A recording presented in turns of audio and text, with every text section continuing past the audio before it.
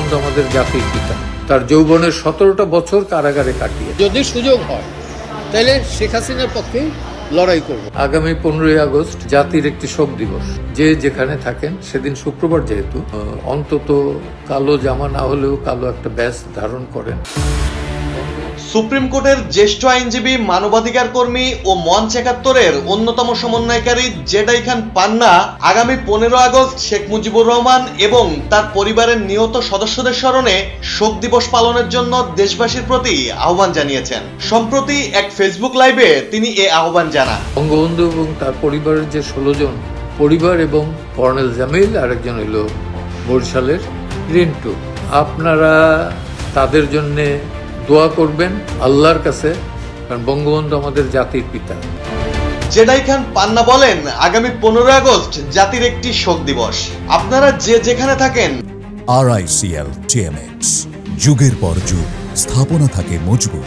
সেদিন শুক্রবার সেহেতু অন্তত কালো জামা না হলেও কালো ব্যাজ ধারণ করেন এবং বঙ্গবন্ধু ও তার পরিবারের যে 16 জন এবং কর্নেল জামিল ও বরিশালের রিন্টু সহ নিহতদের জন্য দোয়া করবেন আল্লাহর কাছে, কারণ বঙ্গবন্ধু আমাদের জাতির পিতা। তার যৌবনের 17টা বছর কারাগারে কাটিয়ে তিনি আরো বলেন, বঙ্গবন্ধু আমাদের জাতির পিতা। তার যৌবনের 17টি বছর কারাগারে কেটেছে। তিনি পাকিস্তানিদের বিরুদ্ধে রাজনৈতিক যুদ্ধ করেছেন। পান্না বলেন, শোক জানাতে 32 নম্বরে বা কবরস্থানে যেতে হবে এমন কোনো কথা নেই। যে যেখানে থাকেন সেখান থেকেই দোয়া করতে পারেন।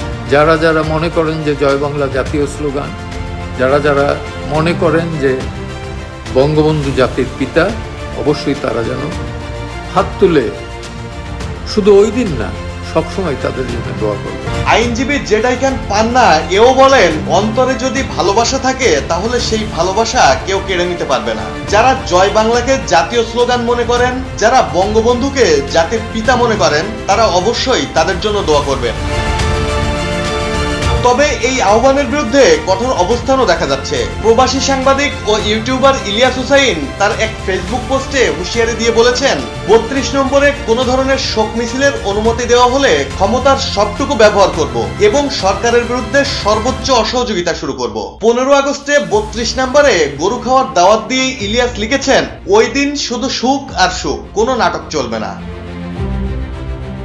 এদিকে সাংবাদিক ইলিয়াসের সুরেই সুর মিলিয়ে অন্তর্বর্তী সরকারও 15 আগস্টকে শোক দিবস হিসেবে পালন না করার ব্যাপারে কঠোর অবস্থানে আছে। প্রধান উপদেষ্টার প্রেস সচিব শফিকুল আলম বলেছেন, বর্তমানে আওয়ামী লীগের কার্যক্রম নিষিদ্ধ রয়েছে। 15 আগস্ট শেখ মুজিবুর রহমানের হত্যাকাণ্ড হয়েছে, এটি দুঃখজনক। তবে এ দিনটি আগস্টের অন্য 31 দিনের মতোই। কেউ ধানমন্ডিতে বা কোথাও কর্মসূচি করতে গেলে তাদের বিরুদ্ধে আইনানুগ ব্যবস্থা নেওয়া হবে বলেছেন শফিকুল আলম।